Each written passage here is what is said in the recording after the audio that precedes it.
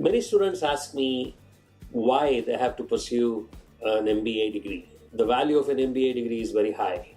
For instance, the average lifetime earnings of an engineering graduate is about $1.8 to $2 million, but the earnings for an MBA graduate can be as high as $6 million.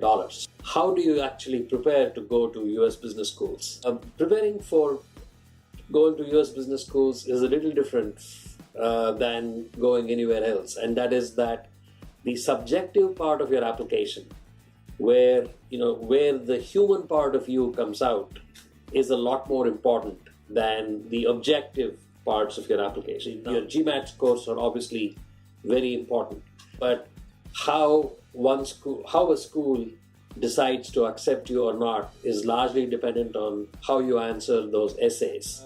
There are a few schools that have really come up in the last 10 years. Texas A&M, UT Austin, Purdue, Indiana, University of North Carolina, Chapel Hill, Duke, Virginia. These are all excellent schools. You will not go wrong if you go to any of these schools. Regardless of which school you're applying to, focus more on the subjective part of your application.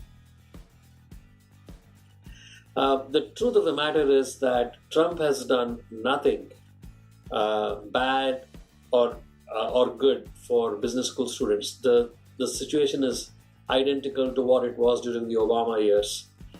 The one thing that business school students should really be mindful of is the opportunities to intern between the first and second years of B school and the opportunity to work after B school.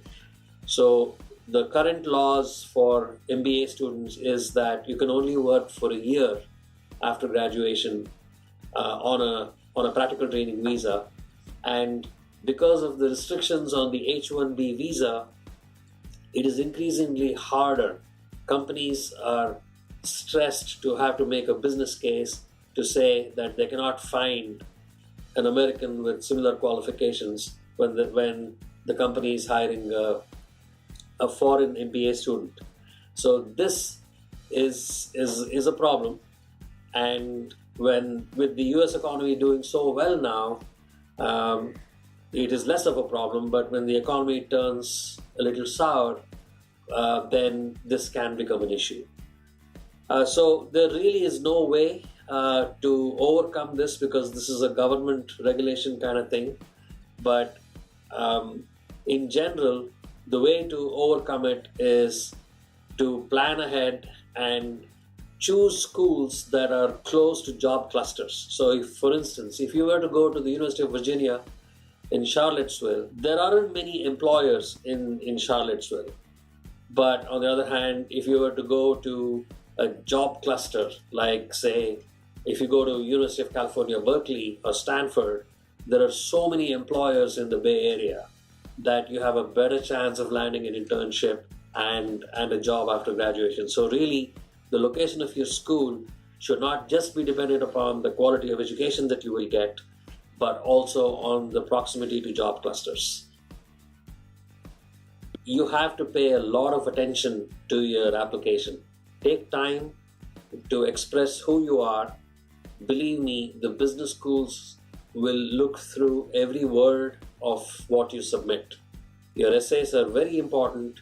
Have them reviewed by a peer. Have them reviewed by somebody who didn't raise you from birth, so that you can get a neutral view of your essay. And as long as you focus attention on your essay, there is a very good chance that you will get into the school of your choice.